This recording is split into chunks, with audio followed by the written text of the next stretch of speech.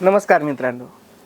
नुकतंच Goa shipyard limited म्हणजे GSL च्या 2 PCV प्रकल्पाअंतर्गत भारतीय तटरक्षक दलाने आपल्या ताफ्यात 23 डिसेंबर 2025 रोजी पहिलं इनबिल्ट प्रदूषण नियंत्रक जहाज म्हणजे समुद्र प्रताप समाविष्ट केलंय.